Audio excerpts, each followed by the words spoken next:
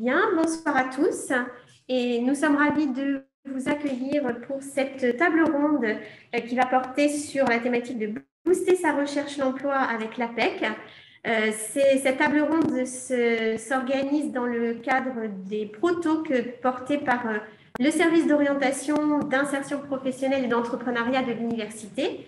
Et nous sommes ravis ce soir d'aborder cette thématique en lien avec la recherche d'emploi, mais également en lien avec l'optimisation de la présence des diplômés sur les réseaux sociaux. Alors, cette table ronde est organisée en mode hybride. En mode hybride pour les participants. Alors, nous avons surtout des participants en distanciel, mais également pour les intervenants, puisque nous avons des intervenants également en distanciel et un intervenant en présentiel avec nous. Alors ce soir, nous allons avoir différentes interventions. Tout d'abord, nous sommes ravis d'accueillir Monsieur Thomas Baligan, qui est consultant RH pour l'APEC, l'Agence pour l'emploi des cadres, et qui est formateur en médias sociaux, et il va vous donner tout un tas de conseils en la matière pour optimiser votre présence sur les réseaux sociaux.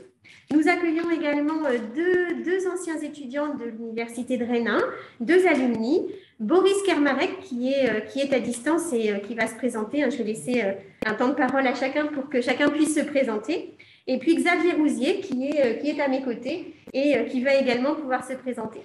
Nous aurons aussi Laure Quatrebeu qui est vice-présidente insertion professionnelle et entrepreneuriat et enseignante à l'Université de Rennes, qui interviendra et qui pourra relayer les questions que vous vous poserez dans le chat.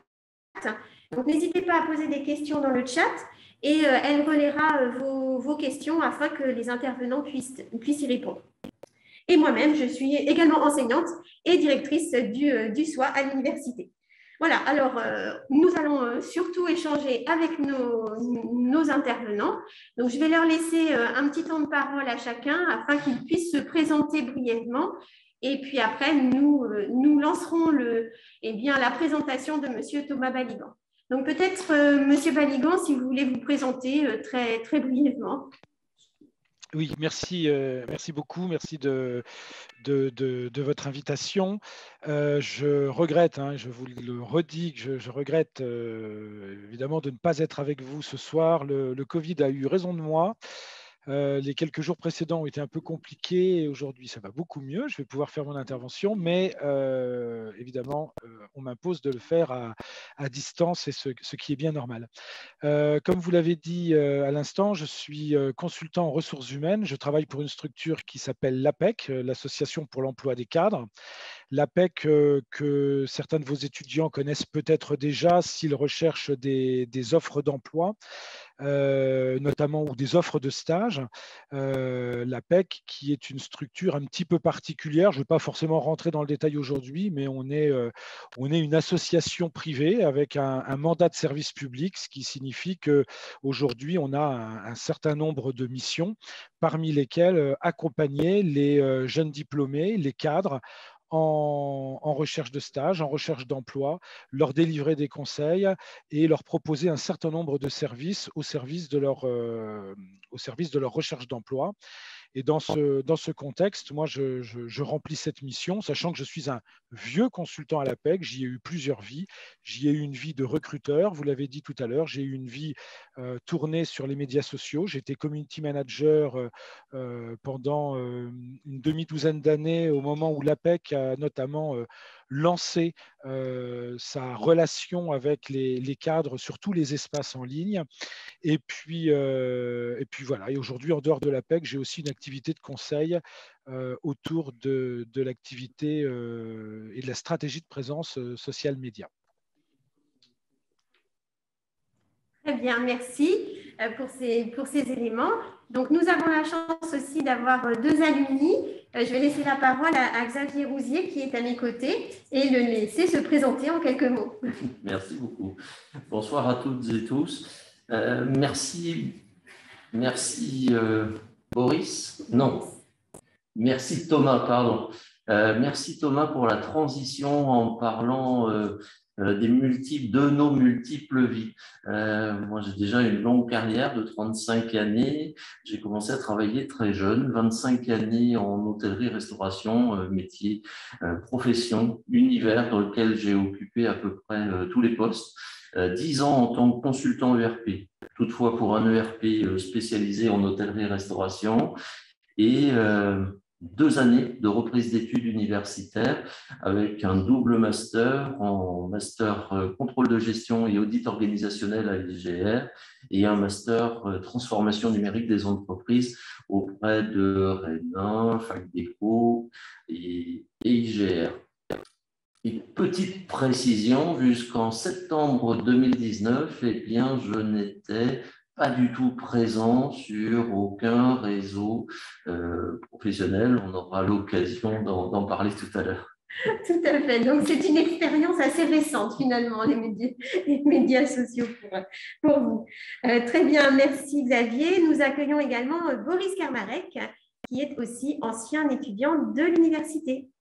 Bonjour à tous, ancien étudiant un peu plus récent puisque j'ai quitté les bancs de la fac en 2017. Je suis moi aussi passé par Rennes 1 et l'IGR avec un master en biologie-gestion. D'ailleurs, j'ai débuté ma carrière dans le marketing et la communication sur Saint-Malo puis sur Paris. Et je me suis rapproché du domaine du recrutement, donc ça me parle. Ce qu'expliquait Thomas. J'étais consultant en recrutement pour une entreprise qui s'appelle Page, où on aidait les entreprises à trouver les pépites qu'elles avaient du mal à trouver par elles-mêmes, par leur service RH, ou parfois quand elles n'avaient pas de service RH du tout. Donc voilà, je suis passé par ça et aujourd'hui, j'ai encore changé de métier. Puisque j'ai mon entreprise et je m'occupe je fais de la gestion de maisons secondaires, de la gestion locative sur Morlaix et ses alentours dans le Finistère Nord. Très bien, merci Boris. Donc, sans plus tarder, nous allons rentrer dans le vif du sujet et je vais laisser la parole à Thomas Baligan, qui va nous expliquer en détail ce que l'APEC peut proposer aux jeunes diplômés, avec notamment l'objectif, les… Enfin, j'en ai pas plus. Je pense qu'il va vous expliquer tout le dispositif parce que je pense que c'est mieux le faire que moi. Et après, il vous parlera aussi des médias sociaux. Thomas, je vous laisse la parole. Merci beaucoup. Par avance, pardon, si vous m'entendez tout sauter, ce seront quelques restes des quelques jours que je viens de passer. Donc voilà, je ferai tous les efforts du monde pour ne pas vous tousser dans les oreilles. On m'a demandé d'intervenir aujourd'hui autour de 3 thèmes. Le premier d'entre eux, c'est de vous donner quelques informations et quelques pistes concernant le marché. Dans un deuxième temps, je prendrai le temps de m'arrêter sur les services que l'APEC est en capacité aujourd'hui de proposer aux jeunes diplômés et aux étudiants qui nous sollicitent. Et puis, je consacrerai le reste de ma présentation à un outil qui me semble aujourd'hui devenu totalement incontournable pour qui est en recherche de stage, d'emploi. C'est bien évidemment le réseau social professionnel LinkedIn sur lequel je centrerai, avec lequel je terminerai ma présentation. Avant cela, j'en profite pour vous rappeler, si vous ne l'avez déjà fait, que vous pouvez vous inscrire sur le site de l'APEC dès aujourd'hui, en tant que jeune diplômé. C'est une inscription qui, a priori, devrait vous accompagner une grande partie, si ce n'est tout au long de votre vie professionnelle, puisque vous pouvez avoir affaire au service de l'APEC à tous les moments de votre vie professionnelle, que vous soyez au tout démarrage, comme c'est le cas aujourd'hui, ou que vous soyez sur des moments de transition, ou même lorsque vous êtes en poste. Aujourd'hui, une grande partie des cadres qui sollicitent l'APEC est en poste, jusqu'à des questions liées à des reconversions, liées à des réorientations professionnelles et les fins de carrière. Donc, je crois que ça vous avait été demandé. Nous vous invitons en tout cas à créer un compte sur notre site et ce sera déjà chose faite pour bénéficier d'abord de l'ensemble de nos services. Et puis, si vous devez prendre contact avec nous, c'est de toute façon quelque chose que nous vous demanderons. Voilà, alors, je n'ai pas tellement envie de passer trop de temps à vous donner des informations marché. Pourquoi? Parce que quand on commence à donner des informations sur le marché de l'emploi, ce que l'on vous dit est en général très, très générique. Alors, ce n'est pas inintéressant d'avoir une tendance. Le problème des tendances, c'est qu'elles vont intéresser un peu tout le monde et pas vraiment tout le monde. Mais il y a quand même quelques infos que je peux vous donner. La première d'entre elles, c'est qu'il vaut mieux être un jeune diplômé qui va sortir de l'université cette année que sur les 2 années précédentes. Ça, c'est une évidence, hein. Parce qu'il ne vous a pas échappé que nous venons de traverser pendant 2 ans une pandémie et que celle-ci a eu des impacts lourds, extrêmement forts sur le marché de l'emploi cadre. L'année 2020, toute la période qui a été de mars 2020 à mars 2021 a été quand même caractérisée par des baisses des volumes d'offres d'emploi sur notre site de façon très, très, très significative. À titre d'illustration, on a enregistré, nous, sur le site de l'APEC, qui, je vous le dis si vous ne le savez pas, reste le premier site dédié à l'emploi cadre en France. On a enregistré des baisses allant jusqu'à moins 40% au cœur de la crise. Alors, ça ne parle pas forcément à tout le monde, mais sachez que c'est absolument vertigineux, hein, comme coup d'arrêt. L'année 2021, elle a été marquée par une reprise, hein. Il y a eu un coup d'arrêt, mais la reprise s'est faite tout au long de l'année 2021. Et d'ailleurs, on a terminé l'année 2021 sur des chiffres qui sont assez analogues à ceux qu'on connaissait avant crise. Petite particularité régionale, la Bretagne, elle, a été relativement préservée sur le bilan comptable 2020 comparé à d'autres régions, hein.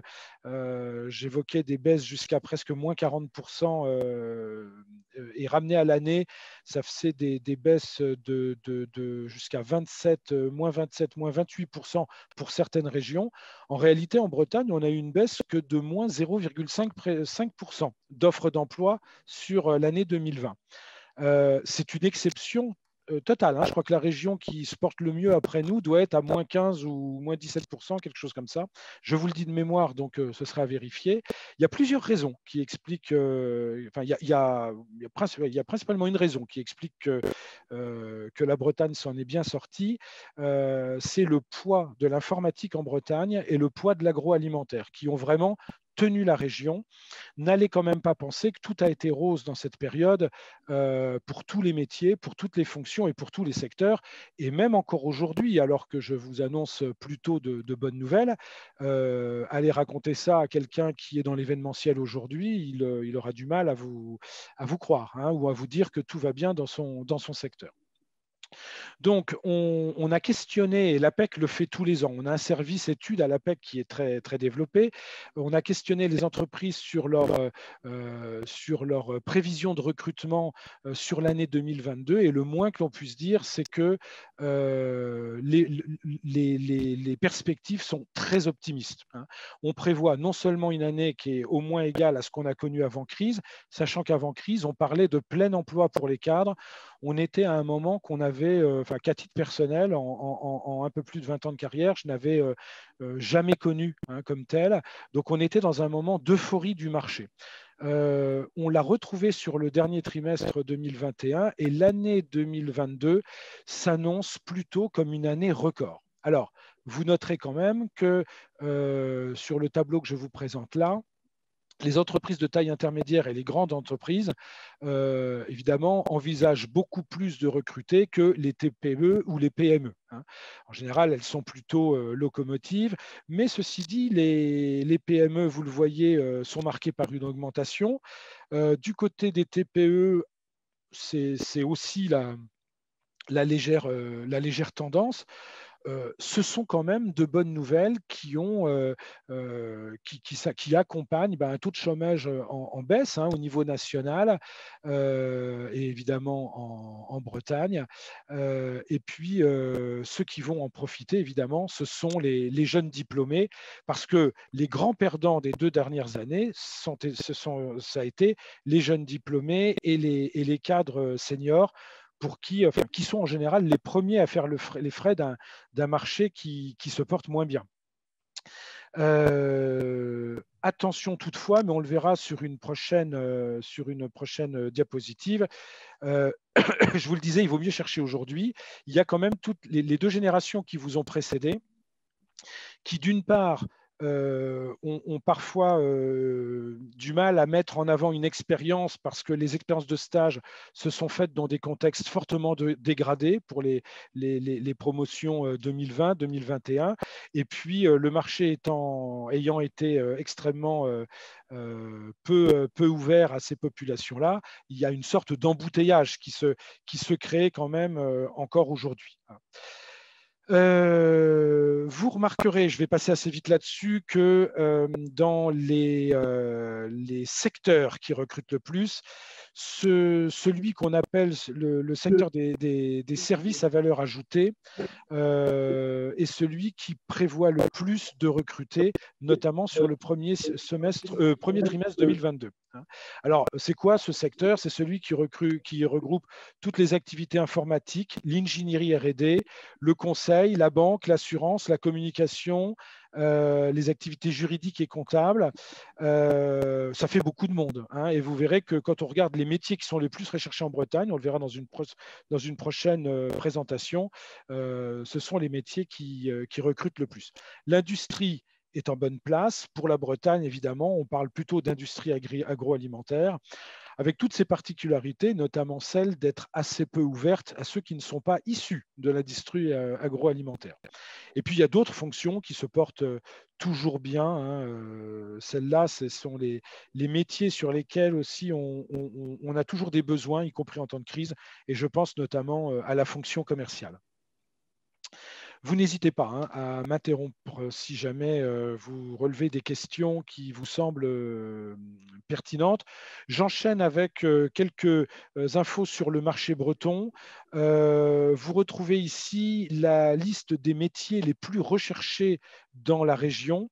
Je veux quand même préciser, et ça c'est très important pour les futurs jeunes diplômés qui m'écoutent aujourd'hui, que la Bretagne n'est quand même pas la région qui représente la plus grande part d'emplois cadres en France. Pour vous donner un ordre d'idée, la Bretagne, c'est 3 à 3,5% des embauches cadres en France. En comparaison, l'Île-de-France, à elle seule, représente 50%, presque 50% des emplois cadres en France. Ça a une conséquence quand même très importante pour vous, futurs jeunes diplômés, c'est que votre premier poste ne sera peut-être pas, probablement pas en Bretagne. Ils ne sont pas rares ceux qui, parmi les jeunes diplômés, doivent s'exiler, s'expatrier pour aller connaître leur première expérience. Il y a, au-delà du fait qu'on représente une part assez faible de l'emploi cadre en France, il y a aussi le fait que nous sommes une région dans laquelle on vit plutôt pas mal, malgré le temps parfois discutable. C'est une remarque très personnelle, vous n'êtes pas obligé d'en tenir compte. Mais c'est une région dans laquelle on est bien, qui fait que ceux qui vivent ici en Bretagne n'ont pas spécialement envie de quitter la Bretagne. Ceux qui ont dû s'exiler ont plutôt envie de revenir. Et la pandémie a marqué aussi de nouvelles attentes chez les cadres, notamment en termes de qualité de vie. Et évidemment que la Bretagne est régulièrement très très bien placée dans le top des villes où il fait bon vivre. Rennes et Nantes, évidemment, occupent toujours une place importante. Sur cette diapositive, vous pouvez voir que un recrutement sur 5 concerne le développement informatique. Je pense aux étudiants de Rennes 1 qui sont issus des filières biologie, des filières chimie. Beaucoup d'entre vous, sachez-le, connaissent des reconversions, et principalement des reconversions dans le développement informatique. Vous remarquerez, et c'est une autre particularité bretonne, que les métiers de la comptabilité sont eux aussi très, très, très demandeurs. Je pense à tous les étudiants de l'IGR qui s'orientent aussi vers ces métiers de la compta, finance. Les métiers liés à la vente, à la représentation commerciale et à la promotion des ventes constituent vraiment le fer de lance des postes qui sont recherchés en Bretagne. Vous en voyez d'autres sur ma slide, mais vous remarquerez que effectivement, certains métiers, certaines familles de métiers ne figurent quand même pas dans les postes les plus recherchés. Je terminerai sur une dernière présentation en vous disant que le marché de l'emploi est donc bien orienté, mais effectivement, je l'évoquais tout à l'heure, il y a cette concurrence entre les nouveaux entrants sur le marché, la promotion 2021, la promotion 2022 qui va plus vraiment tarder maintenant, puisque dans 5 mois, elle sera sur le marché, et puis les promotions précédentes qui, vous le voyez, ont eu du mal à trouver. Vous avez là quelques chiffres sur les taux d'insertion et d'emploi des différentes promotions. Vous voyez qu'il y avait quelque chose d'assez stable sur les promotions 2016, 2017, 2018, avec des taux d'emploi à 12 mois qui étaient compris entre 83 et 85%. La légère hausse accompagnait finalement ce marché qui se portait merveilleusement bien avant crise. Et puis, vous voyez le coup d'arrêt avec la crise. On n'a pas les chiffres qui vont sur la promotion 2020, mais on peut raisonnablement penser que la tendance baissière est confirmée.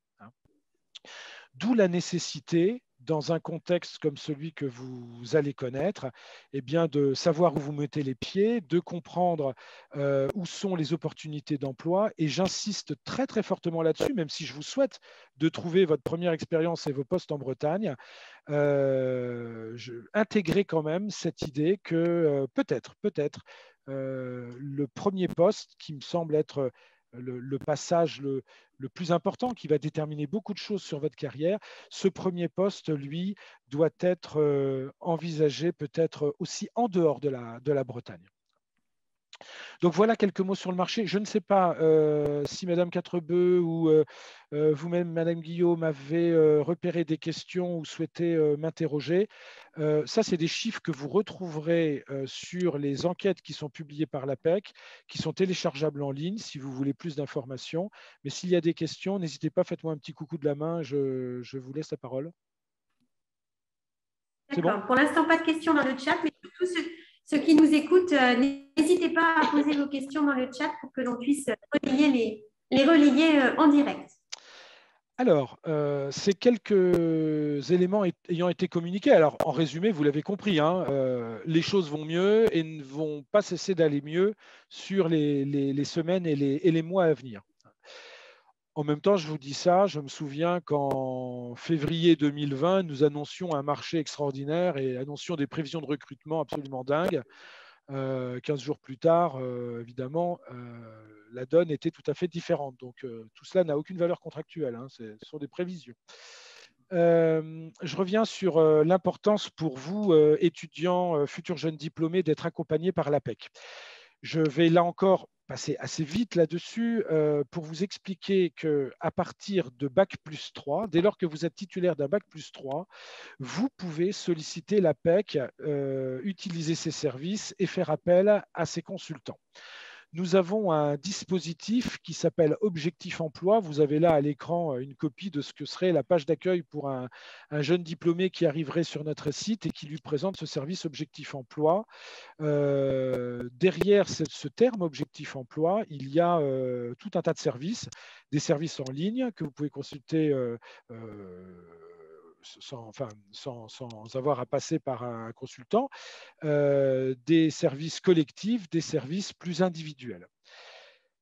Alors, des ressources en ligne, hein. Vous retrouverez plusieurs outils qui peuvent vous être utiles, notamment tous les chiffres dont je vous parlais. C'est ce que vous avez derrière l'appellation prévision des recrutements cadres.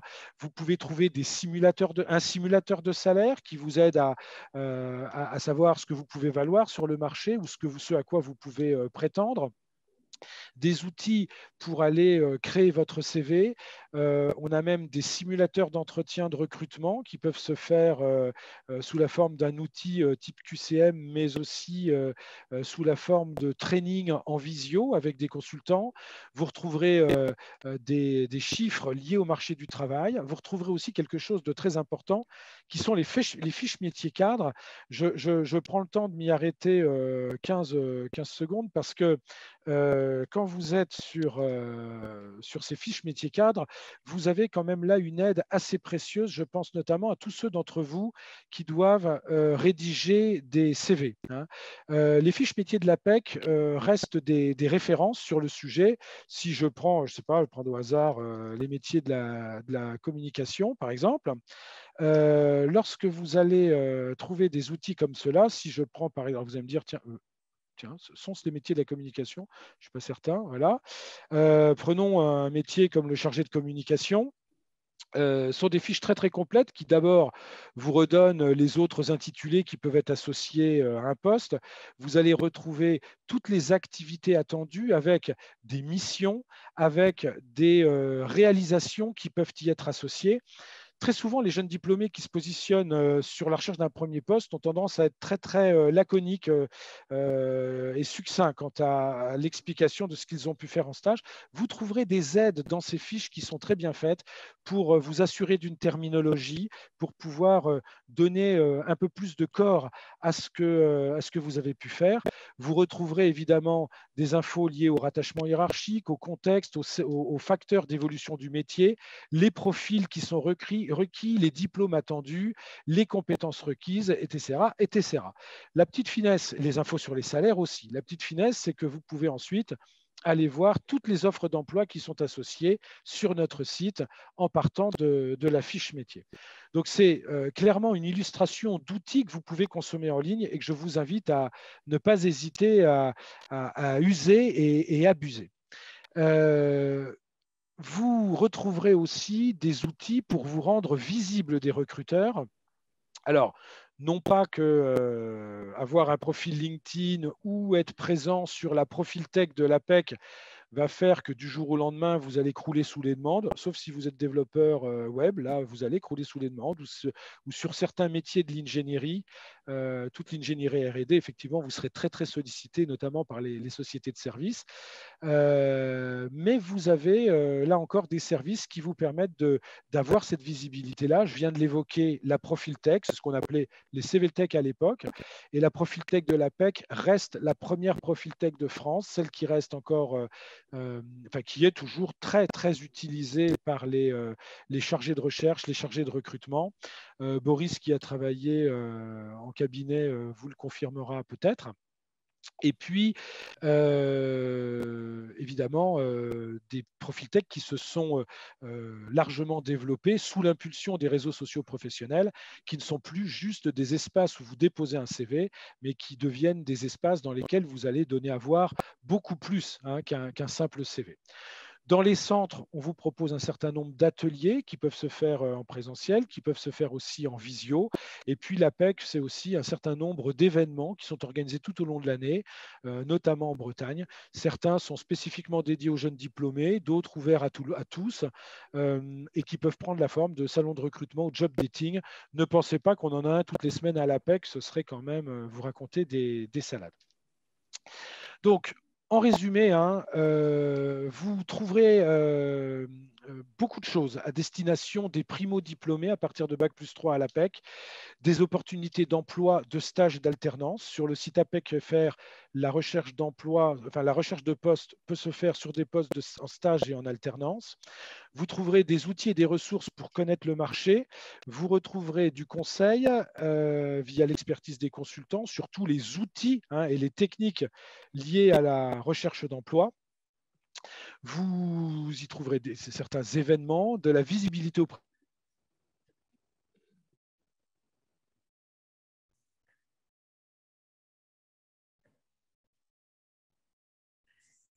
Ah, nous avons perdu M. Baliban. Peut-être problème de réseau, je pense, pour M. Baliban. C'est un problème de réseau pour M. Baliban qui va sans doute se reconnecter.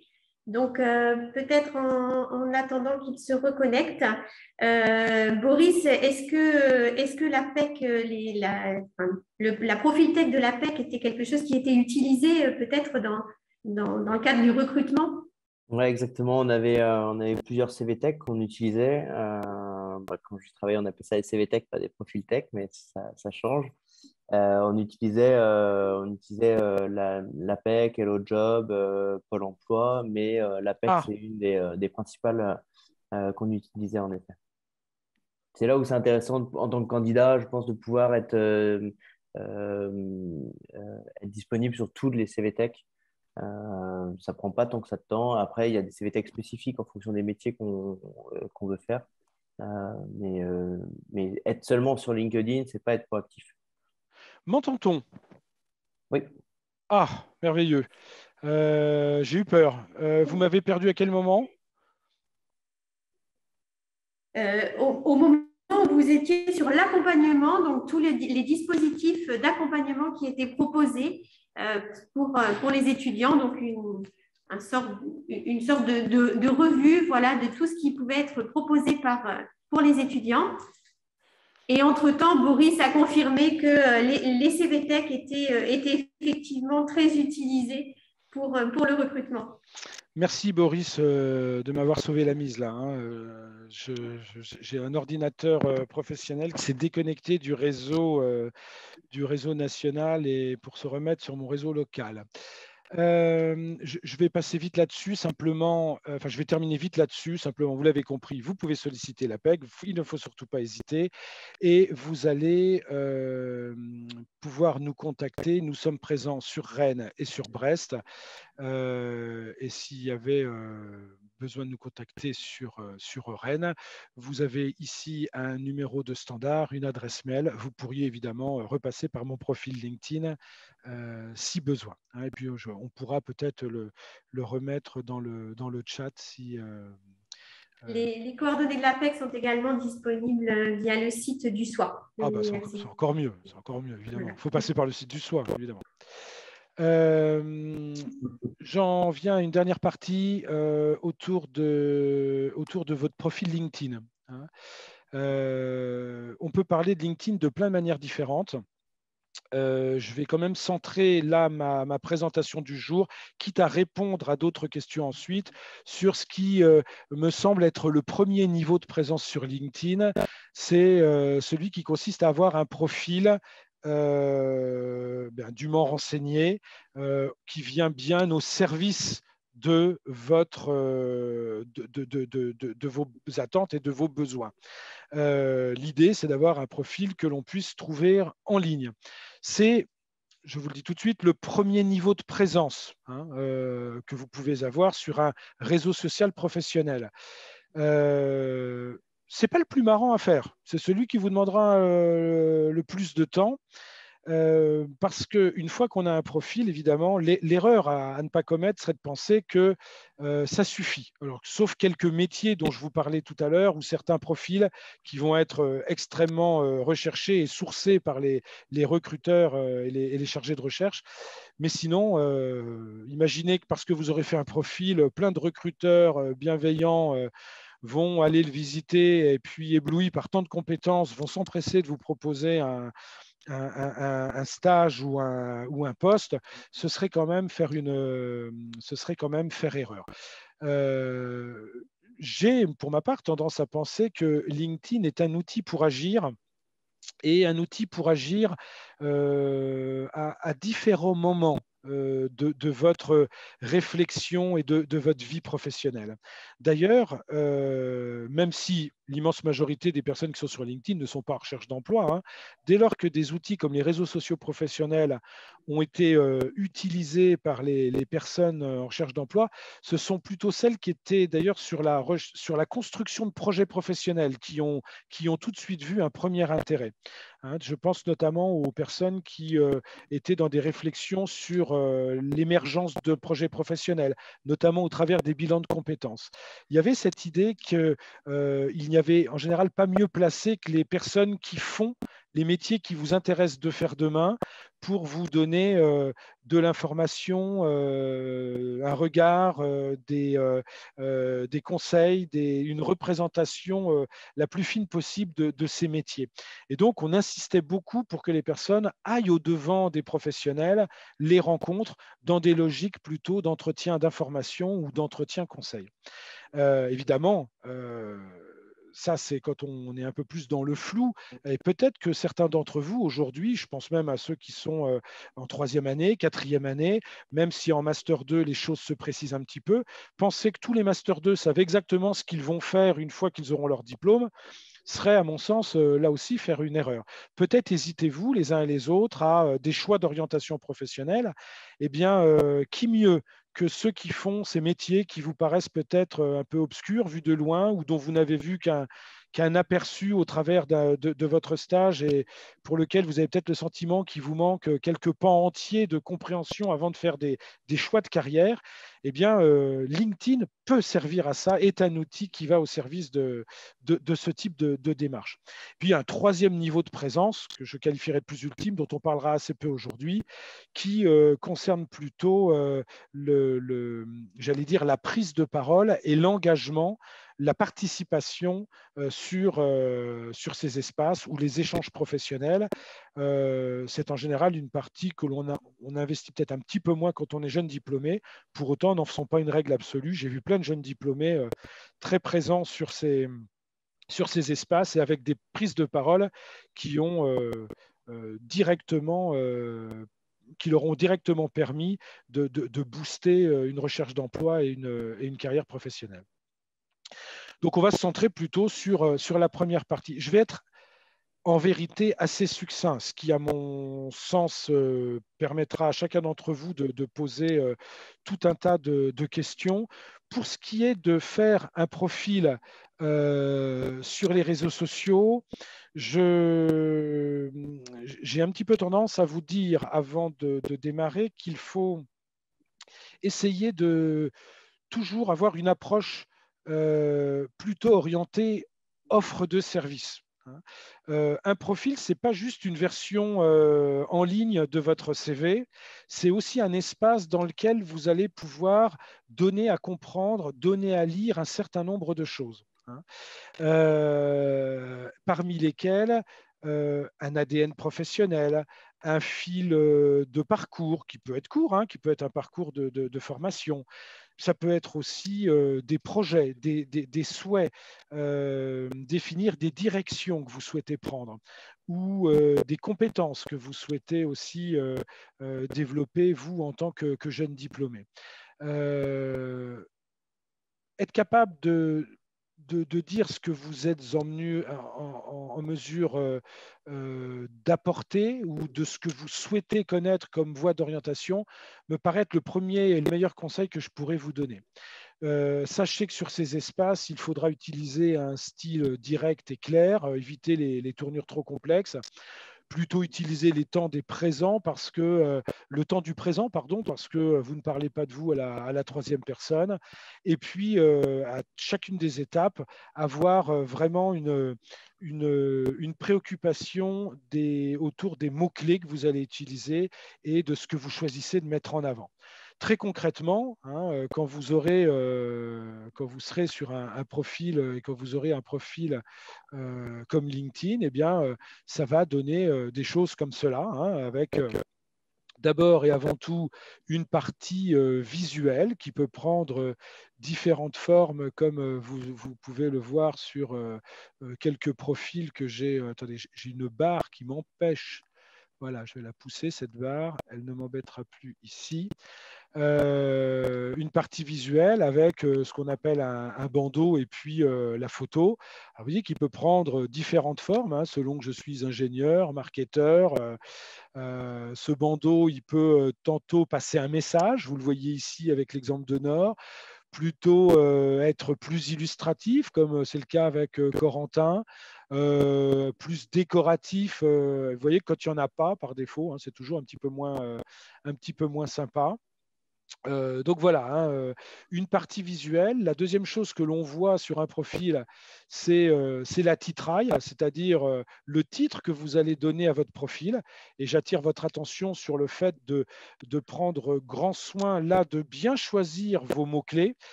Stagiaire, en recherche de stage, n'a jamais été un mot-clé tapé par les recruteurs ou par ceux qui recherchent eux-mêmes des stagiaires. Il y a quelques mots-clés qu'il va être important de mettre en avant et vous voyez que vous avez de la place. Vous pouvez mettre un certain nombre d'éléments pour permettre à celui qui vient sur votre profil de comprendre à qui il a affaire. Cette partie visuelle et cette partie titre, elle peut vous faire penser d'ailleurs à, imaginez-vous, feuilleter une revue que vous n'avez pas l'habitude de lire. Qu'est-ce qui va faire qu'à un moment, vous allez vous lancer dans la lecture d'un article? En général, c'est la photo qui l'accompagne et puis son titre. Il y a une troisième chose qui va vous donner envie, qui va vous inciter à aller lire l'article la plupart du temps, c'est ce que les journalistes appellent le chapeau. Vous savez, le chapeau, c'est les quelques lignes qui sont entre le titre et l'article, souvent en gras, et qui, lorsqu'on les a lues, vous donnent une idée assez fine de quoi il va être question dans cet article et parfois même du ton qui va être utilisé dans cet article. Eh bien, le chapeau, c'est une rubrique qui s'appelle Info sur LinkedIn. Celle-là, elle précède toutes les informations que vous allez pouvoir donner ensuite sur votre parcours, sur vos expériences. Cette partie-là, elle est très importante parce que, d'une part, elle se distingue complètement du CV, elle est libre, c'est un espace libre dans lequel vous allez pouvoir choisir de communiquer comme bon vous semble. Vous voyez, ça peut être court, ça peut être un petit peu plus long, hein. Chacun va choisir d'introduire son profil, de donner une couleur. Vous voyez que ça peut être très, très, très court. Hein, de donner une coloration. Ça peut être aussi un petit peu plus long. Je prends le cas de Nord ici qui en profite pour réaffirmer un certain nombre de choses. Cette partie, elle est totalement libre. Elle est à votre... c'est vous qui en êtes le maître et c'est vous qui allez choisir quoi communiquer dessus. J'insiste sur ces trois parties là que je viens de citer, une partie visuelle, une partie titraille, une partie résumé. D'abord parce que c'est une partie qu'investissent peu les jeunes diplômés d'une manière générale. Et qu'ensuite, c'est celle qui vous permettra aussi, d'une part, de donner le ton, de permettre à celui qui va vous lire de savoir à qui il a affaire, de comprendre aussi ce que sont vos attentes, vos envies. On peut y passer des messages. Tiens, c'est l'exemple de Nord qui va, alors je ne vous dis pas qu'il faut faire ce qu'elle a fait nécessairement, mais qui va pouvoir passer des messages assez forts. Vous voyez que dès le visuel, quand on a Conscious Capitalism comme visuel, évidemment, ça ne veut pas dire je meurs d'envie de bosser pour Monsanto, Dassault ou Bayer, hein. Derrière, on va retrouver des mots-clés. On peut même en hashtaguer certains si on veut passer quelques messages forts. Ici, Conscious Capitalism, économie sociale et solidaire, économie circulaire, zéro déchet. Et puis, dans cette rubrique info, vous voyez comment elle peut aussi passer des messages. Hein. Alors, je ne vais pas relire entièrement sa présentation, mais elle peut communiquer sur le fait qu'elle a pris plaisir à s'investir dans la vie associative du campus, que progressivement, elle a commencé à questionner les aspects éthiques du commerce. Elle s'est intéressée aux méthodes de conduite d'entreprise plus soucieuses des parties prenantes et au modèle économique conçu avec plus de sens et d'impact. Et elle réaffirme des projets. Aujourd'hui, certaines de vouloir participer à l'amélioration des pratiques dans le secteur, là en l'occurrence, c'est le secteur de la distribution agroalimentaire. Elle dit « Je suis en recherche active d'opportunités professionnelles dans l'économie circulaire et plus particulièrement dans la revalorisation des déchets et autres démarches anti-gaspillage ». C'est une façon de faire. On peut être beaucoup plus succinct, beaucoup plus précis. Corentin, ici, nous dit « Je recherche un projet dans lequel l'intelligence artificielle permettra d'améliorer les performances d'un système en utilisant les dernières avancées du domaine ». Bon, est-ce qu'on est bien au clair sur ce qu'il veut faire tout le temps? Pas forcément. Mais vous voyez que les présentations peuvent prendre différentes formes. Ici, jeune ingénieur généraliste de formation doté d'un bon relationnel, curieux de nature et passionné de physique, je souhaite entrer pleinement dans le monde professionnel. Je suis à la recherche d'une expérience enrichissante et formatrice afin de pouvoir évoluer professionnellement et gagner en compétences. Également très sensible à la RSE et au développement durable, j'ai à cœur de pouvoir intégrer ces éléments dans mes missions futures. Notez au passage, quand on lit une présentation comme celle de Arthur, que je viens de vous lire à l'instant, que c'est quand même... Enfin, on peut être à des niveaux très précis, comme je vous l'ai montré avec Nord il y a deux profils, et des choses beaucoup plus vagues. Je ne suis pas sûr que la phrase « Je suis à la recherche d'une expérience enrichissante et formatrice afin de pouvoir évoluer professionnellement et gagner en compétences » ne soit pas une phrase que chacun d'entre vous ne pourrait pas s'approprier. Est-ce qu'elle est vraiment parlante pour un recruteur qui viendrait la lire? À titre personnel, j'en doute, mais c'est une autre façon de faire. Donc, quand on va parler profil LinkedIn, si vous devez vraiment soigner quelque chose, vous, en tant que jeune diplômé, il me semble que ça va être cette introduction-là, cette première partie qui est faite d'un visuel, qui est faite d'un titre et qui est faite d'une présentation. J'insiste fortement dessus parce que c'est aussi celle qui vous permettra de vous différencier. Quand on a fait cette partie information, en général, on a fait le plus dur. Parce que derrière, vous allez retrouver des choses qui ressemblent étrangement à ce que vous avez pu connaître dans un CV. Vous noterez que LinkedIn a quelques avantages supplémentaires. Le premier d'entre eux, c'est que si vous ne voulez pas saturer votre feuille, eh bien, vous voyez que par défaut, il ne vous montre pas le contenu des expériences. Il faut que j'aille cliquer sur « Voir plus » pour prendre connaissance des expériences. Et puis que par ailleurs, il renvoie, lorsque je clique sur le logo, il renvoie vers la page de l'entreprise lorsqu'il y a une page entreprise qui peut être attachée à votre expérience. LinkedIn vous offre d'autres possibilités. La première, c'est de mettre en avant et de parler de façon un peu plus complète de vos formations. Vos écoles, vos universités ont forcément des pages entreprises. Si ce n'est pas le cas, vous avez le droit de leur dire qu'ils sont complètement à la ramasse, mais je sais que ce n'est pas le cas, donc je sais qu'il y a des pages, pardon. Vous allez retrouver également la possibilité de mettre en avant d'autres choses, notamment des expériences de bénévolat, ce qui est toujours très, très utile quand on est jeune diplômé. Et vous voyez que ces expériences de bénévolat peuvent être présentées et être mises en avant parfois comme des expériences professionnelles à part entière. En réalité, sur votre profil LinkedIn, vous allez pouvoir rajouter énormément de choses. Pour ça, n'hésitez jamais à aller dans cette partie qui s'appelle « Ajouter une section au profil ». Et vous pourrez retrouver la possibilité de rajouter plein d'autres choses, des projets, des brevets, des publications, des résultats d'examen, des prix, des distinctions, des langues, des organisations, des causes que vous soutenez. Bref, un profil peut être très, très, très complet. L'autre avantage d'un profil LinkedIn, pardonnez-moi, ça devait arriver. L'autre avantage d'un profil LinkedIn, c'est que vous pouvez l'agrémenter. Alors, je vous montre à quoi ça ressemble une fois que c'est fait. D'avis, de recommandations. Je pense notamment aux recommandations d'un tuteur de stage, d'un manager, d'un N+1. Vous pouvez venir les chercher et les agréger à votre profil. Ça, c'est toujours un plus, notamment quand vous avez aussi à mettre en avant des références. C'est ce que vous demandent certains acteurs du recrutement. Est-ce qu'on peut appeler telle personne ou telle personne de votre part? Pour ce faire, c'est très très facile. Quand vous êtes sur le profil d'une personne, évidemment, vous ne pouvez demander ou donner des recommandations. Il y a assez peu de raisons que vous en donniez, mais vous pouvez en demander à toutes les personnes avec lesquelles vous êtes en contact direct, c'est-à-dire vos contacts de niveau 1.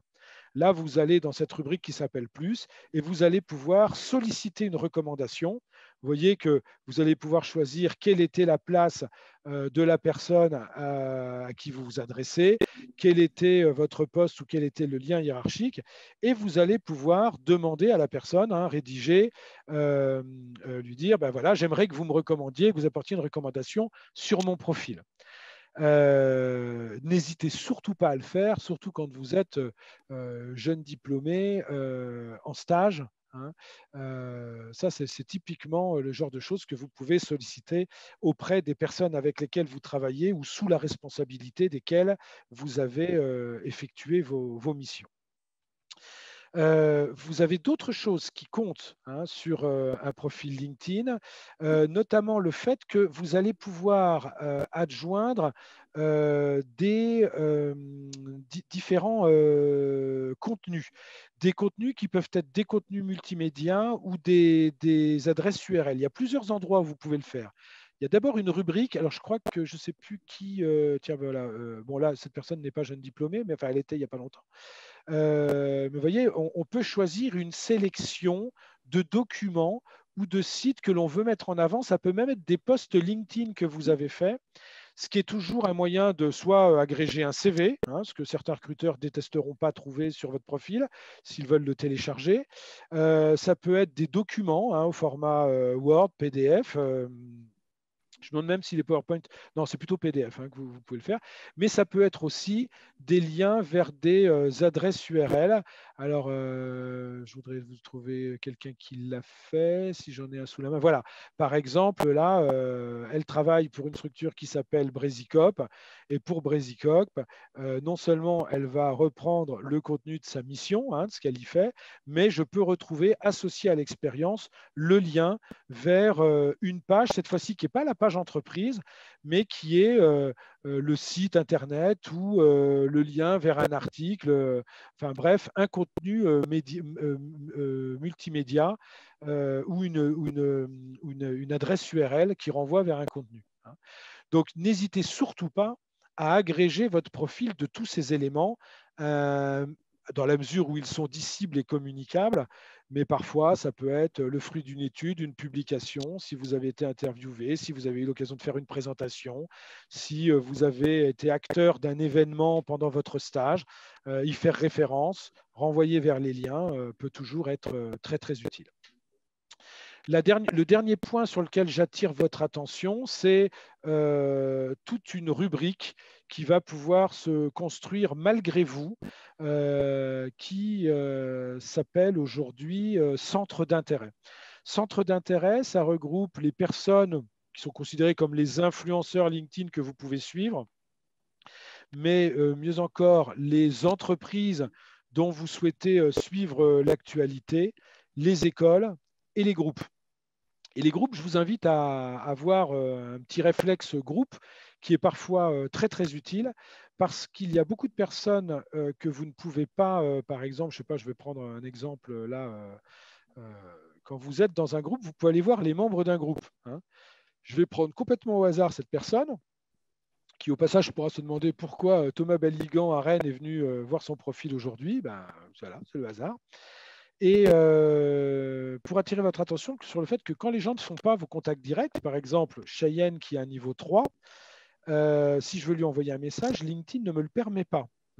Et c'est un frein, c'est-à-dire que pour rentrer en contact avec des personnes qui ne sont pas vos contacts directs sur LinkedIn, vous êtes bien souvent obligé de passer par des fonctionnalités premium.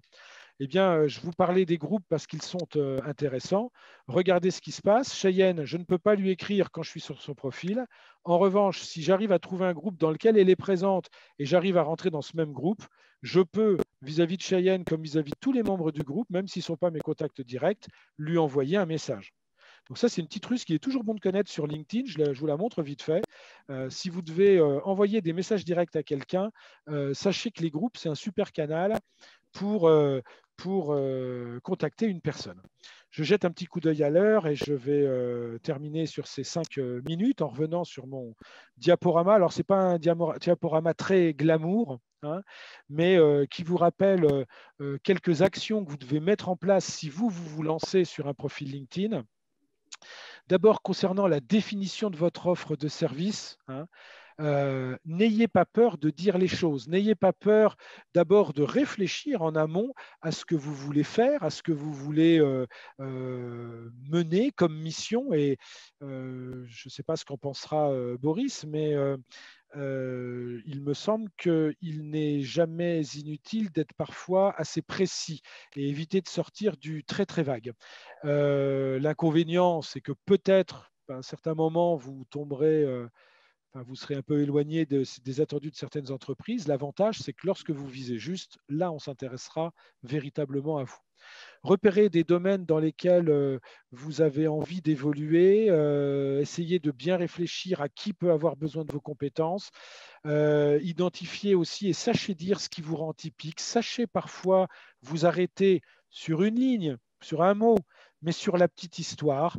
On aime bien comprendre dans une logique de parcours ce qui fait qu'une personne, à un moment, a fait tel choix, pourquoi elle s'oriente, pourquoi elle se spécialise dans tel ou tel domaine. Sachez aussi vraiment prendre appui sur les mots-clés. Bon, ça, c'est concernant tout ce que vous allez faire en amont. Sur votre profil, on l'a dit, photo, bannière, un titre clair, la partie information, ça, c'est très important.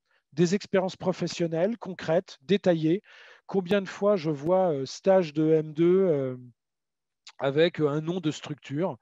Donc, je vous le rappelle, hein, un stage, ça n'est pas un intitulé de poste. Quand je parle de mon poste, je ne dis pas je suis CDI à l'APEC. Hein. Sachez aussi, ce n'est pas parce que vous êtes stagiaire que vous ne pouvez pas rattacher un intitulé de poste à ce que vous avez fait et puis rentrer dans le détail des postes. Hein. Des missions, des résultats, des réalisations très concrètes.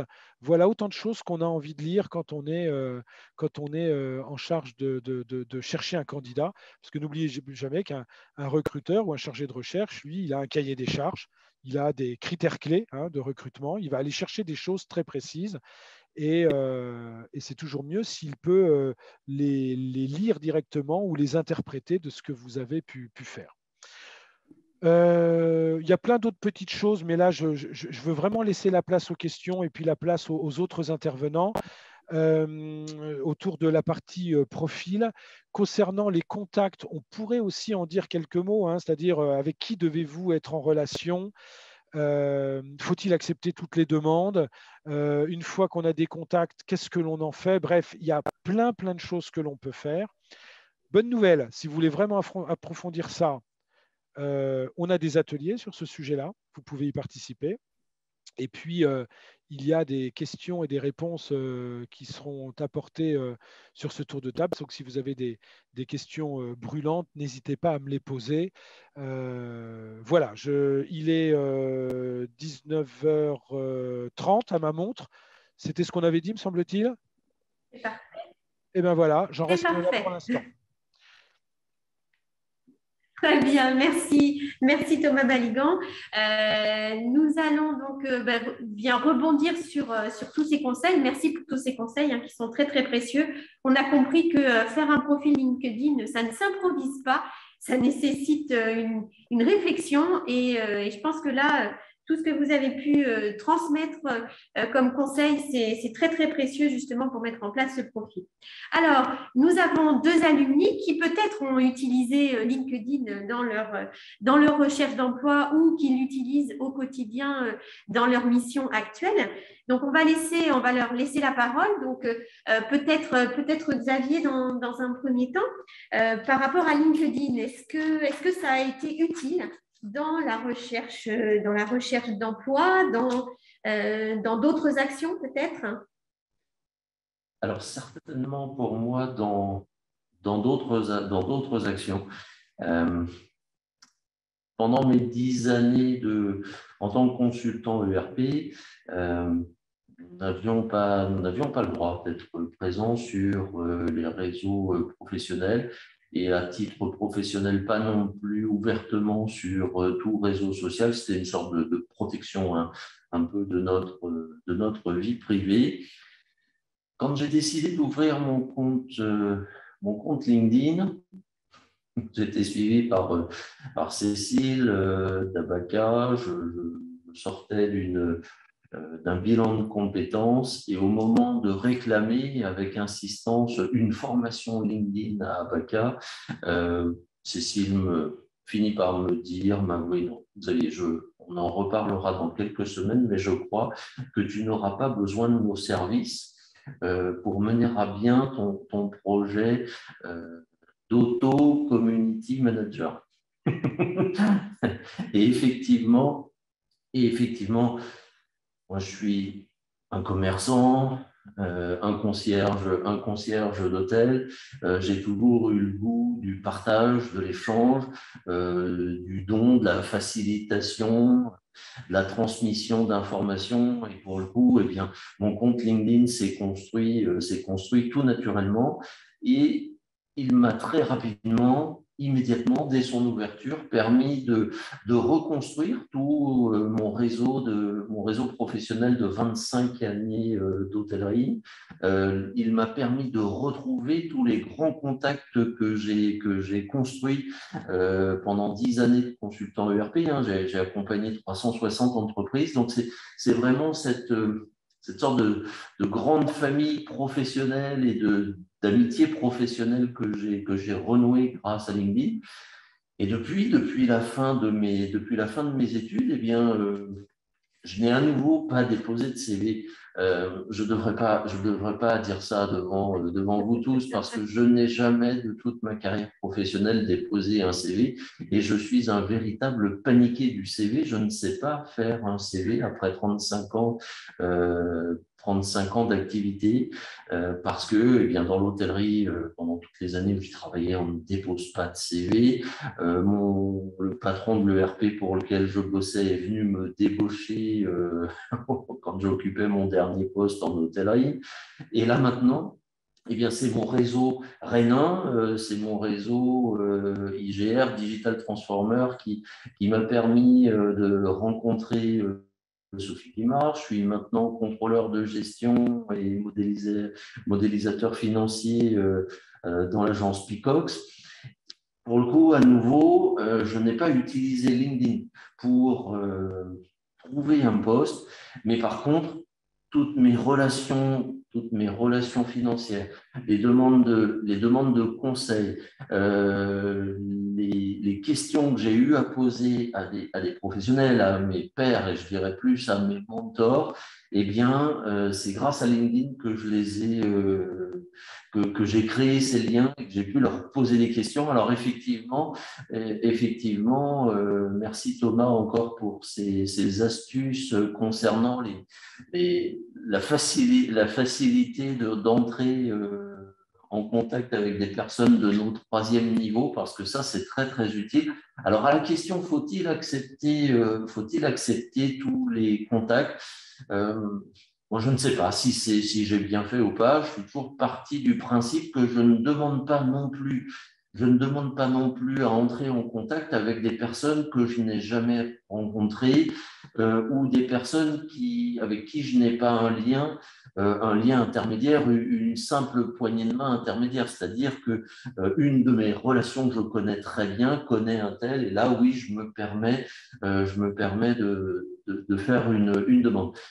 Moi, ce que je fais toujours comme demande, je trouve aussi que c'est intéressant, je le recommandais encore la semaine dernière à des étudiants qui participaient au Challenge Digital Transformer, c'est quand on fait une demande de contact, c'est toujours d'y ajouter un petit mot. On peut le faire sur LinkedIn, on n'a pas simplement à appuyer sur un bouton, mais LinkedIn nous propose d'écrire un petit mot. Chère Lucie, Madame Chalamet, je vous ai rencontré à tel endroit où je connais un tel, accepteriez-vous, etc. Donc c'est une petite formule de politesse qui peut expliquer à des grands professionnels qui sont beaucoup sollicités de vous situer, de savoir d'où vous venez et pourquoi vous cherchez, pourquoi déjà vous avez visité 10 fois leur page LinkedIn et pourquoi vous cherchez à entrer en contact avec eux. Donc ça, effectivement, c'est une petite politesse qui peut bien fonctionner quand vous voulez absolument entrer en contact avec quelqu'un. Et dernier conseil, je laisse la parole à Boris, c'est de travailler aussi son URL LinkedIn. Notre URL LinkedIn, si on la laisse faire, c'est juste un code imbuvable, comme beaucoup d'URL. Et ça, cette URL LinkedIn, on peut la retravailler et on peut très bien avoir une adresse LinkedIn très courte avec un HTTPS, etc., les slash qui vont bien et une adresse LinkedIn qui va se terminer par notre prénom et notre nom de famille. Donc, quand vous croisez quelqu'un, vous devez, dans un ascenseur, très rapidement communiquer à quelqu'un vos coordonnées LinkedIn, c'est l'équivalent de votre CV, hein, il faut le dire, de votre portfolio. Et bien pour le coup, vous avez juste à lui dire, même quand la porte se referme, eh bien Xavier Rousier, LinkedIn, vous me trouvez et la personne, ça va marquer peut-être son esprit et elle va vous retrouver très facilement pour vous. Voilà. Effectivement, je pense que c'est un autre conseil que l'on peut donner aux étudiants. Alors, Boris, peut-être que l'utilisation de LinkedIn est un peu différente. Là, Xavier nous a dit il utilisait surtout LinkedIn comme un réseau, finalement, hein, pour travailler et développer son réseau. Qu'en est-il de l'utilisation de LinkedIn depuis avant peut-être le diplôme et puis depuis l'obtention de ce diplôme? Bien sûr, bah, moi j'ai utilisé LinkedIn quand j'étais étudiant pour m'informer sur différents marchés en me connectant avec certains professionnels du milieu qui m'intéressaient. À l'époque, j'étais intéressé par les biotechnologies, donc ça me permettait d'avoir dans mon feed des informations sur les biotech. Depuis, j'ai trouvé un travail grâce à LinkedIn, puisque j'ai été rapproché par l'entreprise Page, donc le cabinet de recrutement. Ça s'est fait sur LinkedIn. Simplement, j'ai mis que j'étais à la recherche d'un emploi basé à Rennes et j'étais dans mes postes, il y avait noté que j'avais fait commercial ou quelque chose comme ça. Du coup, avec ce mot-clé, j'imagine que de leur côté, ils ont fait une recherche en disant je cherche à Rennes un commercial qui peut-être il y avait la partie biologie, la partie technique avec deux, trois mots-clés et ils ont fait une recherche de personnes, ils sont tombés sur moi, ils m'ont contacté, voilà, ça s'est fait. Ça s'est fait comme ça. Aujourd'hui, j'utilise LinkedIn aussi beaucoup pour entretenir mon réseau. Je suis peut-être à la vieille école toujours, mais j'aime bien envoyer mes vœux de fin d'année. Et ça me permet, aujourd'hui, les gens changent d'entreprise, donc changent de mail. Et ça me permet de pouvoir toujours avoir contact avec ces personnes-là, leur souhaiter mes vœux. Et aujourd'hui, mon activité a changé. Pour rappel, je m'occupe de maisons secondaires, je fais de la gestion locative. Et ben, de souhaiter mes vœux à une personne avec qui je travaillais sur Toulouse m'a permis de rentrer un contrat en Bretagne, voilà, qui ne sera pas traité par moi, mais par une collègue.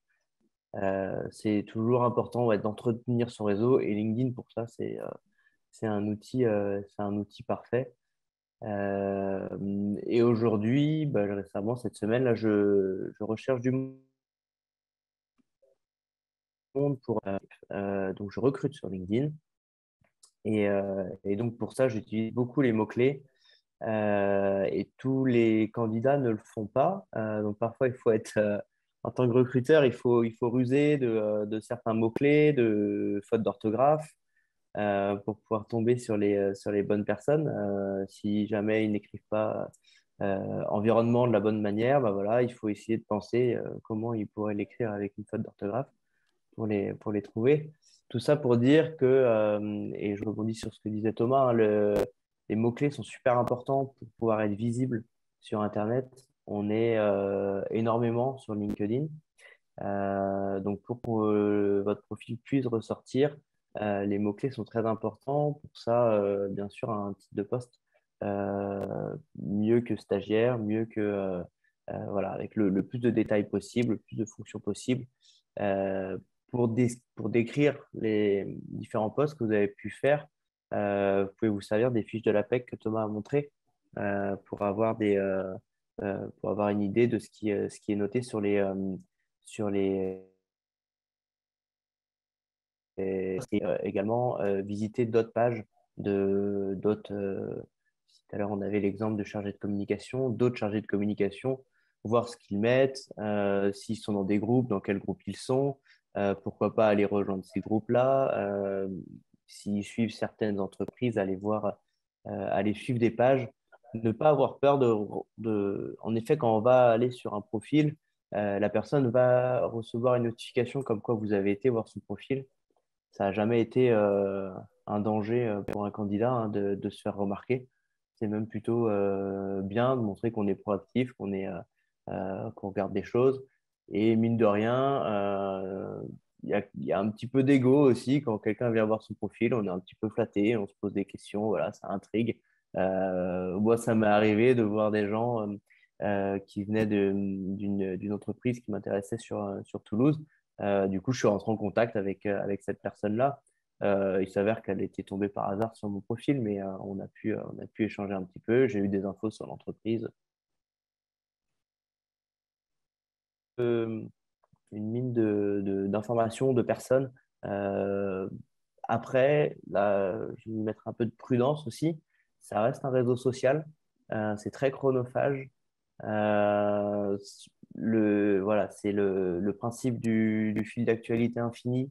Ça ne se finira jamais. Donc, vous pouvez y passer une journée et beaucoup aujourd'hui, enfin, je trouve que il y a beaucoup de vidéos qui sont plus vraiment en rapport avec le travail, beaucoup d'articles qui sont plus vraiment en rapport avec le travail. Donc c'est là l'importance aussi de sélectionner, peut-être pas accepter tout le monde ou alors refaire un filtre. Hein. Finalement, si vous voyez qu'une personne met de l'information qui vous intéresse peu, voilà, c'est un réseau, donc vous pouvez enlever des personnes là-dessus. Et comme disait Thomas, moi je l'ai fait avec et ça met un petit plus, un petit cadre en plus et c'est très personnalisé. Et donc c'est une personne, c'est visible, une personne qui parle de vous. Donc moi je trouve que c'est toujours bienvenu aussi. Voilà un petit peu les conseils que je pourrais ajouter pour compléter ce que disait Thomas. Merci Boris. Par rapport peut-être à justement la publication, puisque Thomas, ce qui a été présenté, c'est essentiellement des conseils sur le profil, donc ça c'est très bien, mais effectivement, la deuxième étape, c'était publier finalement sur ces réseaux. Donc Boris souligne le fait qu'il faut choisir un petit peu ce qui doit être publié. Je ne sais pas si Thomas, il y a quelques éléments qui pourraient être transmis aux étudiants en lien avec ces publications qui peuvent être mises sur ce réseau social. Oui, oui, Boris a tout à fait raison. Hein. Le problème d'un réseau social, c'est que chacun y vient et parfois avec ce qu'il a envie de mettre en avant.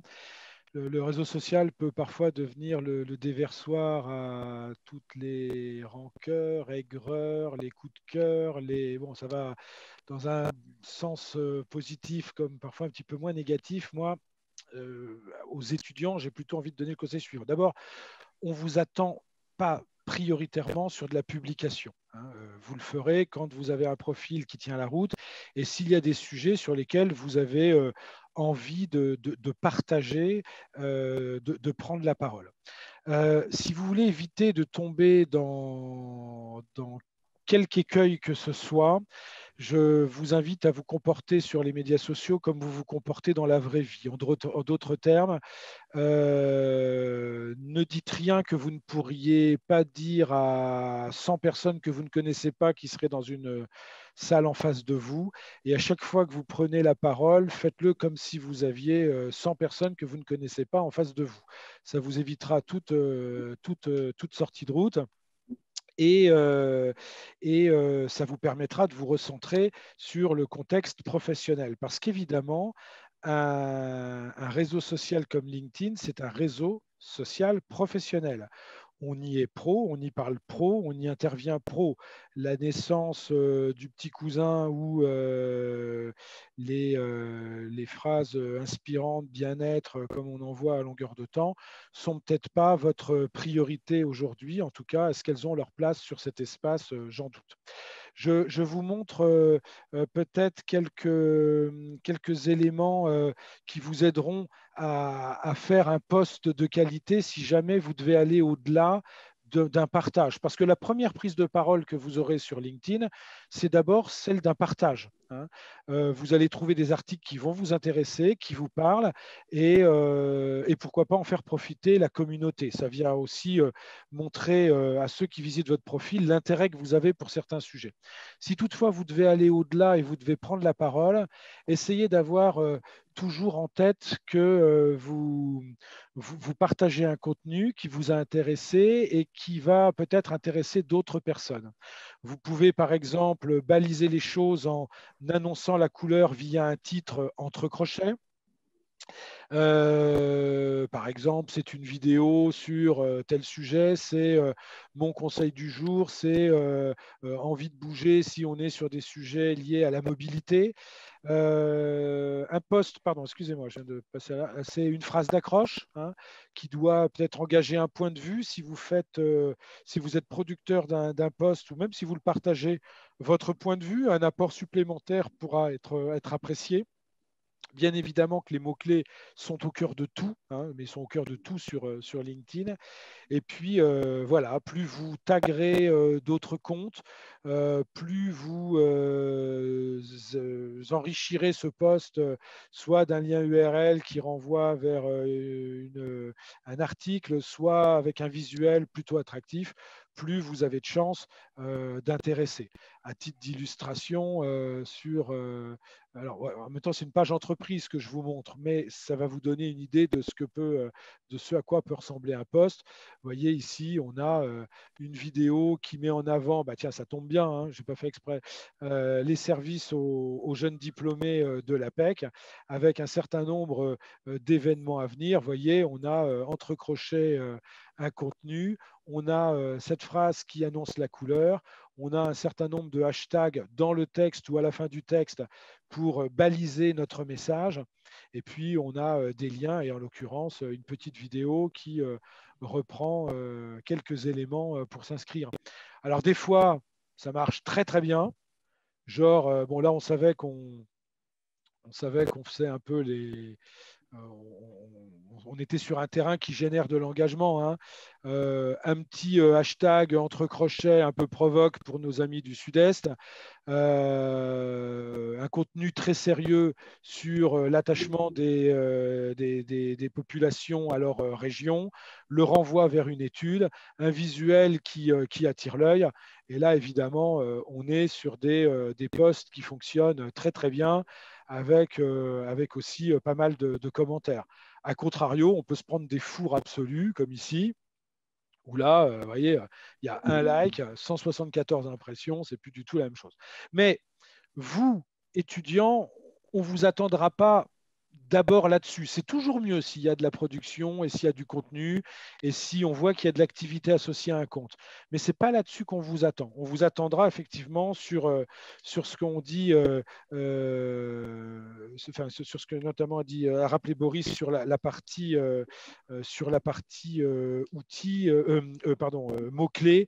Faites en sorte que le message soit clair, que les mots-clés soient présents. Boris a aussi insisté sur le moteur la barre de recherche. Je crois que c'est un outil que là encore, on maîtrise trop peu. Hein. Cette barre de recherche, elle se trouve en haut. Vous allez pouvoir faire plein de choses. Si par exemple, vous vous intéressez encore faut-il bien l'écrire, au développement durable, par exemple, hein, vous voyez que LinkedIn va vous proposer énormément de choses. Boris faisait allusion à ce qu'on appelle les opérateurs booléens. Hein, le fait d'avoir, par exemple, de mettre entre crochets, ça peut permettre de réduire une requête ou de dire je recherche une expression exacte. Et derrière, vous voyez que LinkedIn va me proposer des personnes, il va me proposer des emplois, des offres d'emploi avec ce mot-clé-là, des postes, c'est-à-dire des publications, des entreprises qui ont ce mot-clé dans leur présentation, des écoles, des groupes, des événements, des cours, des services. Et quand on cherche des personnes ou des postes ou tout ce que vous voudrez, mais particulièrement des personnes, les filtres LinkedIn sont extrêmement puissants. Et d'ailleurs, les recruteurs vont utiliser ces filtres, notamment au travers des mots-clés. Je vais retrouver plusieurs personnes qui ont le mot-clé développement durable, mais si je veux y ajouter par exemple le mot-clé ingénieur, eh bien, je vais pouvoir affiner ma recherche avec les mots-clés ingénieur et l'expression développement durable. Je peux aller rechercher des ingénieurs orientés développement durable sur le bassin rennais, par exemple. Et donc, je vais pouvoir affiner mes critères et retrouver un certain nombre de personnes. Ce qui me permet de conclure, et j'en termine là parce que ma réponse est très très longue, mais ce qui me permet de conclure sur l'importance pour vous, étudiants, futurs jeunes diplômés, d'entrer aussi en relation au moment où vous êtes sur le temps de vos études, au moment où vous êtes sur, ces périodes où vous êtes peut-être encore en train de chercher ce que vous allez faire plus tard, vous allez pouvoir identifier plein de gens qui font ce que vous aspirez à faire demain. Profitez de ces périodes pour prendre contact, pour leur dire, voilà, votre métier m'intéresse, ça fait partie des options que j'aspire à prendre plus tard. J'aimerais vous rencontrer, vous entendre me parler de votre métier, vous entendre me parler de ce qui accompagne ce métier. Et je ne peux pas m'empêcher de boucler là-dessus parce que cette mise en relation, elle est absolument essentielle. Navré, ma réponse était très longue. Merci pour cette réponse qui est très détaillée, mais très instructive. Peut-être Xavier, pour rebondir sur ces éléments, un sentiment par rapport à l'utilisation de ces différents outils qui ont été présentés, notamment les posts. Je sais que, voilà. Alors, je poste. Voilà. Je poste. On peut parfois retrouver, le billet d'humour ou le billet d'humeur de Xavier du lundi matin. Alors, je sais que c'est pas très bon de publier le lundi matin. C'est justement fait exprès. J'ai une audience modérée le lundi matin.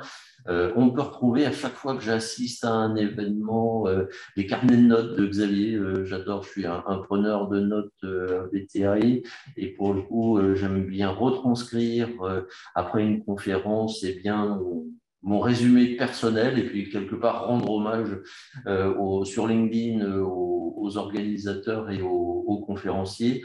Ça, j'aime beaucoup. Et moi, ce que j'y trouve aussi énormément, eh bien, c'est du contenu parce qu'effectivement, une fois que l'on a dépassé le fameux graphique sur la sortie de sa zone de confort, que l'on voit à peu près dans les publications maintenant 20 fois par jour. Bon, ça c'est un marronnier de LinkedIn, c'est devenu un marronnier de LinkedIn, même si c'est intéressant de sortir de sa zone de confort, mais il y a vraiment à côté de ça des contenus exceptionnels dans LinkedIn et des professionnels qui adorent écrire des articles très bien construits et on peut vraiment y trouver de l'information métier, de l'information méthode, technique. Ça, c'est aussi très intéressant. Très bien, merci. Alors, notre échange touche bientôt à sa fin. Boris, finalement, LinkedIn a été utilisé suite au diplôme. Si je comprends bien, LinkedIn, ce n'est pas fini.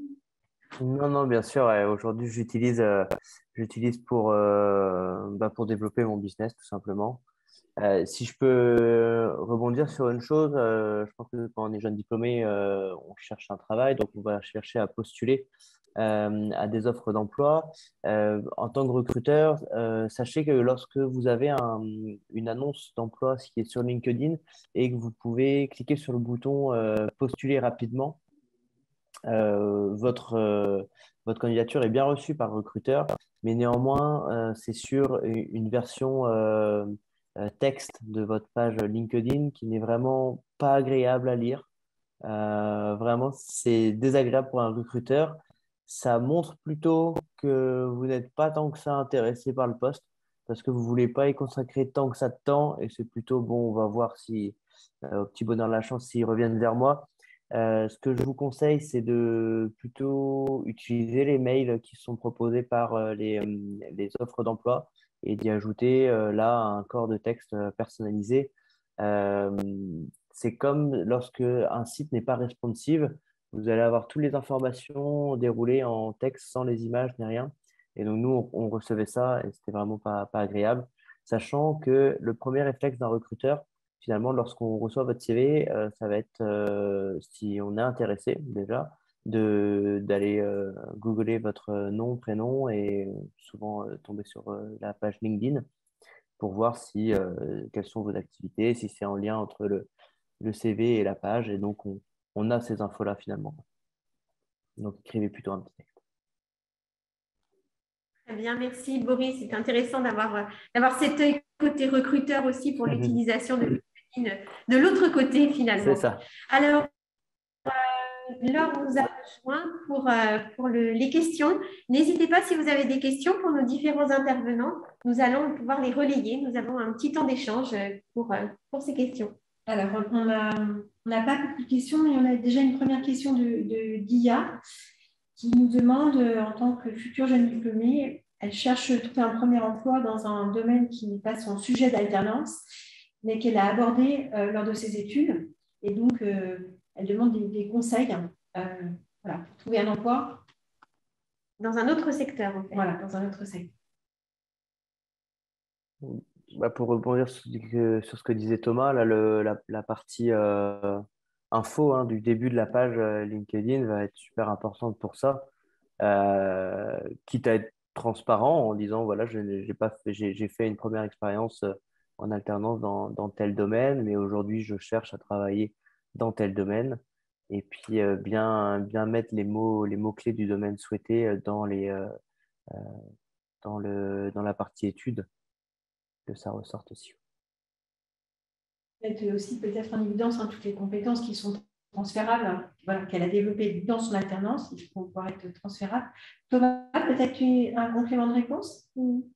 Oui, enfin, je trouve que la réponse de Boris me va très bien. Je pense qu'on n'attend pas d'un jeune diplômé et même d'un cadre d'une manière générale qu'il n'ait connu qu'une vie logique, cohérente, évolutive, sans aucun accroc. Ça existe chez certains, mais enfin, ils font plus figure d'exception que de règles. Un jeune diplômé, il peut avoir fait des premiers choix de stage et puis avoir envie de partir vers autre chose. Encore faut-il le dire. Je partage avec vous un autre exemple qui me vient en tête. Alors, ce n'est pas un exemple actuel parce que depuis, elle a largement trouvé du boulot. Mais Pauline, qui avait une double formation INSA et Audencia, donc inutile de vous dire qu'elle était quand même plutôt bien outillée pour arriver sur le marché. Quand je l'avais rencontrée à l'époque, elle était perdue par rapport au marché. Et regardez dans sa présentation, elle disait clairement: je suis actuellement en réflexion sur la suite que je veux donner à mon parcours et je mène aujourd'hui une enquête métier afin de trouver la profession qui me permettra de faire valoir au sein d'une équipe mes compétences techniques et managériales. Vous avez le droit de dire dans votre profil, dans cette partie résumée, où vous en êtes, et vous avez le droit de dire que vous avez fait quelques premiers choix d'orientation ou de stage qui ont été ceci ou cela, et qu'aujourd'hui, votre souhait, votre projet est plutôt d'aller dans telle autre direction. Alors évidemment, et je rebondis sur ce qui a été ajouté, je crois que c'est par vous, Madame Quatrebeu, c'est aussi de refaire le lien avec tout ce qui peut être également transférable et en lien avec le poste. Mais en tout cas, dites-le, exprimez-le. Et puis, si vous avez le sentiment que vous aurez du mal à convaincre sur le papier, moi, je crois toujours et plus que jamais à l'importance et à la force des réseaux. Si vous avez du mal à convaincre, allez demander à ceux qui seront vos cibles comment ils peuvent le percevoir. Qu'est-ce qu'ils vous conseillent de dire, de faire, de mettre en avant? Peut-être qu'ils vous diront il y a d'autres passerelles qu'il faudra emprunter, mais quand on est jeune diplômé, c'est vraiment pas un souci. Tout ce qui vous distinguera des autres est essentiel. Il n'y a rien qui ressemble plus à un jeune diplômé de telle université que tel autre jeune diplômé de cette même université. Donc, tout ce qui laisse à comprendre ce qu'ont été des choix, des constats, des envies de réorienter.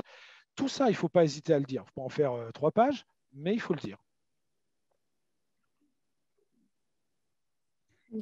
Merci. Une autre question peut-être? Alors, il y a une autre question de Martine dans le chat. Pourquoi, selon vous, certains recruteurs ne considèrent pas les années d'alternance comme une vraie expérience professionnelle? Alors moi, Ça, c'est pas simple. Alors, moi j'embraye directement, mais je laisserai mes petits camarades donner leur avis. Je pense qu'un recruteur qui ne considère pas les années d'alternance comme des années professionnelles, alors soit c'est un très mauvais recruteur, soit c'est un âne, tout simplement, mais enfin, il faut vraiment être à côté de la plaque pour ne pas le considérer comme tel. Alors, évidemment, c'est une expérience particulière, elle est accompagnée, il y a un tuteur, etc.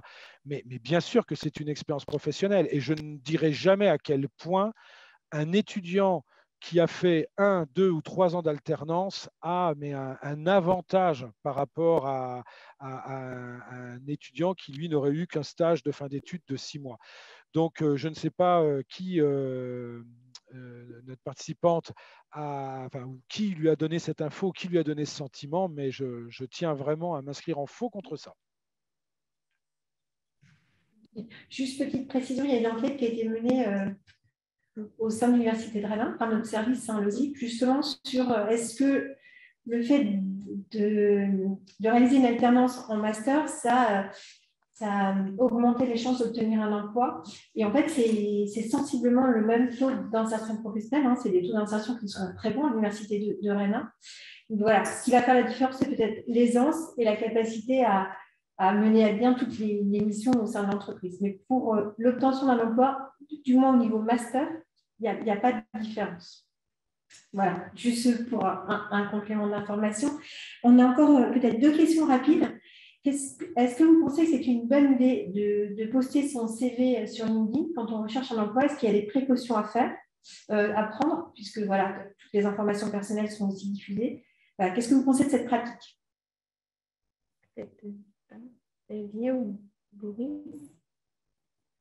Moi, j'ai été choqué en tant que, non pas en tant qu'utilisateur, enfin si, en tant qu'utilisateur de LinkedIn, mais en tant que tonton de nièce étudiante, de voir l'attitude. Il faut rester prudent parce qu'on voit des cas. D'ailleurs, je crois que l'année dernière, Rennes passait des alertes à leurs étudiants, à toutes les étudiantes, concernant les réseaux sociaux, y compris professionnels, parce que certains individus encore mal intentionnés ou toujours mal intentionnés, eh bien, utilisent aussi LinkedIn pour récupérer des numéros de téléphone et des adresses mail et harceler des jeunes femmes. Donc, il faut. Voilà, moi, j'ai 2 de mes nièces qui l'ont vécu également, donc c'est un peu choquant. Donc, il faut certainement faire attention. Ouais. Thomas, peut-être en complément, un conseil? Alors, moi, l'adepte de LinkedIn que je suis pense que le profil est de toute façon à lui seul plus complet et plus intéressant qu'un CV. Il en dit beaucoup plus. Le CV, je le rappelle, pour un jeune diplômé ou un étudiant, il va être résumé à un format A4. Vous l'avez vu dans ce que j'ai déroulé tout à l'heure, on a beaucoup plus d'espace, beaucoup plus de possibilités de communiquer et de dire tout ce que l'on a à dire dans un profil LinkedIn. Et quand il est bien construit, bien pensé, il est 10 fois plus intéressant. Il y a beaucoup d'entreprises dans le monde qui d'ailleurs regardent même plus les CV, mais se contentent d'aller parcourir un profil LinkedIn.